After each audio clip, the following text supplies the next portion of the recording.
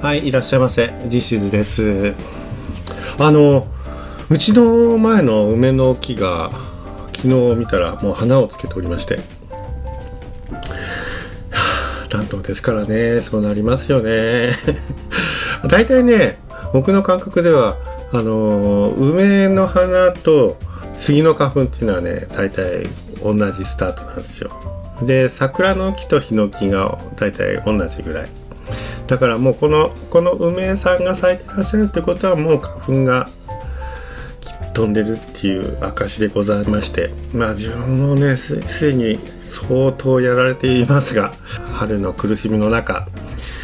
苦しいんだからね、ちょっとね、好きなことを語らせてよという意味で、はい、今回はオーディオ今昔、オーディオをちょっと話題させてくださいよ。でね、ちょっともうこういう好きなことを語るとね、絶対長くなるんで、前半と後編に分けます。オーディオ今昔前編、スマホ&イヤホン編でございます。でね、よくあるんですよ、ネットに人生ベテランのフリーレンみたいなね長く生きてらっしゃる方々のね、オーディオ談義動画みたいなのが結構あるんですよ。でね、最近の若者はオーディオに関心がないって嘆いてらっしゃる。で、じゃあ普通の若者は音楽聴かないのかっていうと、そんなこと全然ないわけで、何が変わっているのか、何がこの世代間ギャップを生んでいるのかっていうことをね、僕なりにこう両方を俯瞰して語ってみたいというのが今回の趣旨でございます。よろしくお願いしますよ。で、趣味の世界の話ですが、僕ね、どうだろう、オーディオ秋葉原もあるけど、今なんか品揃えがすごい多いのはヨドバシカメラのマルチメディア館、秋葉原の反対、電気街と反対側にあるでかいヨドバシね、あそこオーディオいっぱい置いてあっていいんだけど、おじさんばっかりですよね。でね、そもそもね、オーディオとは何かというと、昔はオーディオしかなかったんですよね。いい音を聞く手段として。上を見たらキリがないけど、よく売れていたのは多分プリメインアンプ5万円くらいで、スピーカー、単体で5万、ペアで10万円ぐらいだ。その10万半ばぐらいの音を出す機械があって、そこに FM チューナーとかカセットデッキとかレコードプレイヤーとか CD プレイヤーとかを付け足して、利用してたって感じですね。このね、意外にちゃんとしたスピーカーで FM の朗らかなトークを部屋に流すっていうのは心地いい良かったですよね。あれは良かったな。最近やってないけど、いろいろ時代は変わってもね、まだ世界を見ればまだまだオーディオって、ね、人気があるんですよね。欧州のオーディオフェアは大盛況みたいですし、メーカーだってね、タンノイとか JBL とか KF フォーカルなど古参中堅が普通に頑張ってるし、日本もヤマハオーディオテクニカ、ソニーなどは頑張って残ってらっしゃる。ただね、音響とか散水とかパニオンとかなくなってしまったメーカーも少なくない。で、何が変化したのかなんですけど、今回前編で指摘したいのはズバリイヤホンです。だってね、いいイヤホンがあったらスピーカーいらないもん。身も蓋もない。ここがね、面白いところだとこうやって思うんですけど、オーディオを語る人はね、ヘッドホンまでは語るんですけど、イヤホンについて語っている人って個人的には見たことないですね。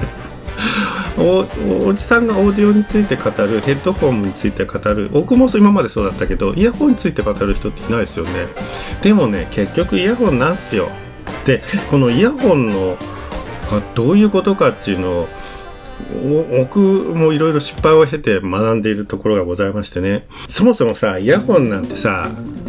すぐなくすとかさ、断線するとかでさ、そんなに金をかけて買うもんじゃないっていう感覚がございませんか？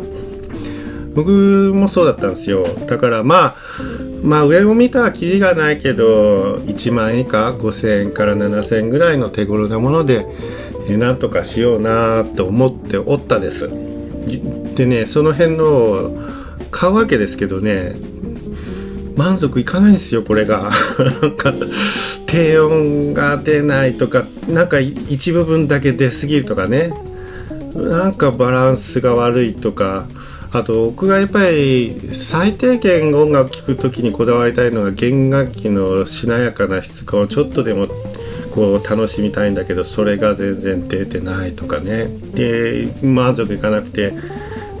買い替えるでしょ。でもやっぱりダメで買い替えるでしょ。じゃあ今度中国のなんか評判いいのこれがどうだろう、ダメでしょ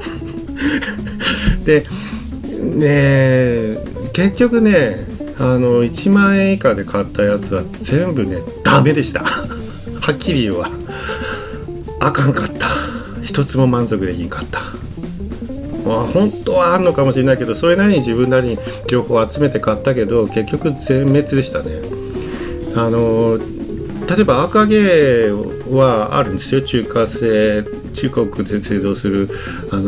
まあまあそこそこ評判のいいのもあったんだけど、あれもねいまいちだったし、で結局今ではもう赤毛はイヤホンから撤退してますからね。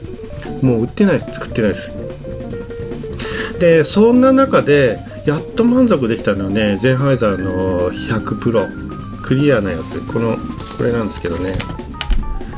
これが1万円ちょっとぐらい。これはね弦楽器の質感もしっかり出る優秀なイヤホンでした、これだったらまあとりあえず OK。 でもこのイヤホンの業界って知らない人は知らないと思うんだけど、2万円でミドルクラスとかって言うんですよ。はあで高級品って言ってね 3,4 万これでしちゃうんですよ。って思いません？だってさ、イヤホンなんか壊れやすいし断線しやすい、なくしやすいし。でもねこれリケーブルできるんですよ。こう外してね、だから線が壊れたらこれだけで直せるので、高いやつを買っても使い続けられる。でこういうこれが例えば3万円のイヤホン、とてもいい音の買いました。でもいやちょっと待ってと、その3万円はイヤホンに使わずにスピーカーとアンプを買ってこいって言われてさ、3万円渡されてさ、何を買いますかっていう話ですよそんなねミニコンポンぐらいしか買えないじゃないですか。で全然ねやっぱこっちの方が圧倒的に音がいいので、これに1万2万3万って投資した人はもう半端なオーディオ必要ないんですよね。部屋で聞く BGM ぐらいになんかいつも耳に出てるのなんかめんどくさいんで、なんかゲームする時のパソコンスピーカーぐらいは欲しいけど、あえてもうこれを手に入れたらオーディオはやんなくて当たり前だと思う。でイヤホンってね面白いんですけど、メーカーご存知ですか？これはゼンハイザーは昔からヘッドホンとかマイクとかの欧州のメーカーですね。あとシアもあります。で国産だとソニーとかオーディオテクニカもいいイヤホン作ってます。であとねエティモティックリサーチとかウエストンオーディオとかって聞いたことございます？多分全然知らないでしょ。これイヤホンだけのメーカーなんですよ。結構高いの評判がいいのがあるんだけど、エティモとかウエストンとかって聞いて何をイメージされます？これね実は医療メーカーなんですよ。で補聴器を作っているメーカーだから、補聴器で長年耳に差し込む大きな音のクリアなものを作り続けたメーカーがオーディオのリスニング用のイヤホンを作ったらすごい音が良くて評判になって、これがビジネスになっちゃったっていうのがエティモティックリサーチとウエストンオーディオ2台、今すごく売れてる2つのメーカー。こういうところがね昔ながらのオーディオとはまた別の話なんですよね。こういうのが出てきちゃってる。インイヤーで高音質を体験してしまうともう半端なオーディオは邪魔なだけっすよね。わざわざオールドスタイルにとはまあ考えなくて普通じゃないかなと思うんですけども、まあそれでもいつも耳には乗っけとくのは大変なんで、スピーカーも欲しいなっていうことで、後編はスピーカー関係を語ってみようと思います。実習でした。